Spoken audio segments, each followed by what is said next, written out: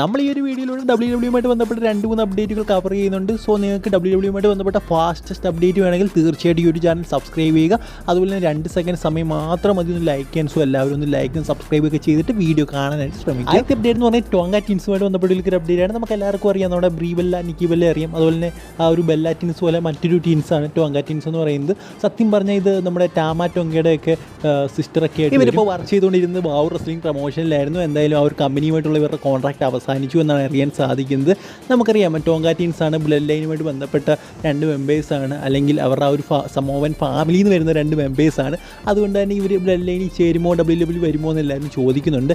എന്തായാലും അതുമായിട്ട് ബന്ധപ്പെട്ട കൂടുതൽ കാര്യങ്ങളൊന്നും നമുക്കിപ്പോൾ അറിയാൻ സാധിച്ചിട്ടില്ല. എടുത്തു പറയേണ്ട ഒരു കാര്യം എന്ന് പറയുന്നത് അതായത് WWE ഇവരെ ഹയർ ചെയ്യാൻ സാധ്യതകൾ കുറവാണെന്നാണ് എനിക്ക് തോന്നുന്നത്. കാരണം സമോവൻ ഫാമിലിയുമായിട്ട് ബന്ധപ്പെട്ട 1-2 മെമ്പേഴ്സ് അത് വുമൺ സൂപ്പർ സ്റ്റാർസ് ഇപ്പോഴേ WWE ഉണ്ട്. സോ അവരെ ഹയർ ചെയ്യാൻ നവോമി ഉണ്ട്, അതുപോലെ തന്നെ മറ്റ് 2 സൂപ്പർ സ്റ്റാർസും ഉണ്ട്. സോ അവരെയൊന്നും ഹയർ ചെയ്യാതെ, അതായത് ആ ടീമിലേക്ക് എടുക്കാതെ പെട്ടെന്ന് ഇവർ 2 പേരെയും കൂടെ ആ ഒരു ബ്ലഡ് ലൈനിലേക്ക് കൊണ്ടുവരിക എന്ന് പറയുന്നത് അത്രത്തോളം അക്സെപ്റ്റബിൾ ആയിട്ടുള്ള കാര്യമല്ല. പിന്നെ ബാവു റെസ്ലിംഗ് പ്രൊമോഷൻ എന്ന് പറയുന്നത് അത്ര പ്രധാനപ്പെട്ട ഒരു റെസ്ലിംഗ് പ്രൊമോഷനൊന്നുമല്ല. സോ അവരെ പെട്ടെന്ന് ബ്ലഡ് ലൈനിലേക്ക് കൊണ്ടുവരിക എന്ന് പറയുന്നത് ഒട്ടും അക്സെപ്റ്റബിൾ ആയിട്ടുള്ള കാര്യമല്ല. WWE അത് ചെയ്യത്തുമില്ലെന്നാണ് ഞാൻ വിചാരിക്കുന്നത്. പക്ഷേ അത്യാവശ്യം നല്ല 2 സൂപ്പർ സ്റ്റാർസാണ് ടോങ്ക ടീംസ് എന്ന് പറയുന്നത്. സോ പിന്നെ നമ്മുടെ ടാമ ടോങ്കയുടെ ഒക്കെ സഹോദരിമാരൊക്കെ കൂടിയാണ്. സോ അവർ ചിലപ്പോൾ വരാനുള്ള സാധ്യതകളുണ്ട്. അതായത് കോൺട്രാക്റ്റ് അവസാനിച്ചിരിക്കുകയാണ്, നമുക്ക് കണ്ടു തന്നെ അറിയാം. ചിലപ്പോൾ NXT അതായത് വന്നാൽ തന്നെ NXT പരീക്ഷിച്ചിട്ട് മാത്രമേ നമുക്കറിയാം ആ ഒരു ഫാക്ഷൻ്റെ ആ ഒരു സ്റ്റോറി ലൈനിലേക്ക് കൊണ്ടുപോകുന്നുള്ളതാണ് എനിക്ക് തോന്നുന്നത്. സോ എന്താണെന്നറിയില്ല, നോക്കാം എന്താ സംഭവിക്കാൻ പോകുന്നത്. അടുത്ത അപ്ഡേറ്റ് എന്ന് പറയുന്നത് മൈക്ക് ബെയിലിയുമായിട്ട് ബന്ധപ്പെട്ട ഒരു അപ്ഡേറ്റാണ്. Mike Bailey impact super star ആയിരുന്നു. അദ്ദേഹം ഇപ്പോൾ ഇമ്പാക്റ്റുമായിട്ടുള്ള കോൺട്രാക്റ്റൊക്കെ അവസാനിച്ചു എന്നാണ് നമുക്ക് അറിയാൻ സാധിക്കുന്നത്. എന്തായാലും ഇപ്പോൾ AEW അതുപോലെ WWE അത് ലക്ഷ്യമിടുന്നുണ്ടെന്നാണ് നമുക്ക് അറിയാൻ സാധിക്കുന്നത്. എന്തായാലും അദ്ദേഹം എവിടേക്ക് പോകുമെന്ന് നമുക്ക് കണ്ടു തന്നെ അറിയണം. എടുത്ത് പറയേണ്ട ഒരു കാര്യം എന്ന് പറയുന്നത് ചിലപ്പോൾ ചിലവർ WWE ചൂസ് ചെയ്യാത്തതിനുള്ള കാരണം അത് എല്ലാവരുടെയും ഡ്രീം ആയിരിക്കും. അത് ഓരോ റെസ്ലേഴ്സിൻ്റെയും ഡ്രീമാണ് WWE വരിക എന്നുള്ളത്. പക്ഷേ പലരും ചൂസ് ചെയ്യാതിരിക്കാനുള്ള കാരണം എന്ന് പറയുന്നത് WWE ഫസ്റ്റ് ഓഫർ ചെയ്യുന്ന മിക്കവാറും NXT ബ്രാൻഡിലേക്ക് പോകാനായിരിക്കും. സോ NXTയിലേക്ക് പോകാൻ പലർക്കും എന്താ പറയുക ഒരു താല്പര്യം കാണില്ല. അതുകൊണ്ടായിരിക്കാം അവർ AEW ചൂസ് ചെയ്യുന്നത്.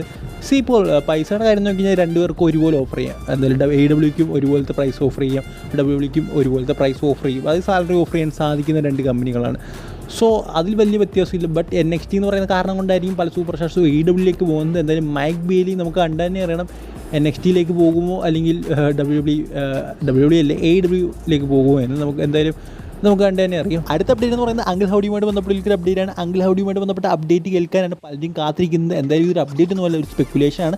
നമുക്ക് എല്ലാവർക്കും അറിയാവുന്ന ഒരു കാര്യമാണ്. Uncle Howdy King and Queen of the Ring ടൂർണമെൻറ്റിൽ, അതിൽ ആ ഒരു PLEയിൽ WWEക്ക് റിട്ടേൺ ചെയ്യുമെന്നാണ് പറഞ്ഞ് കേൾക്കുന്നത്. എന്തായാലും QR കോഡിലൊക്കെ അങ്ങനെയാണ് നമുക്ക് കാണാൻ സാധിച്ചത്, അതായത് അവർ തന്നെ ക്ലൂവിലൊക്കെ.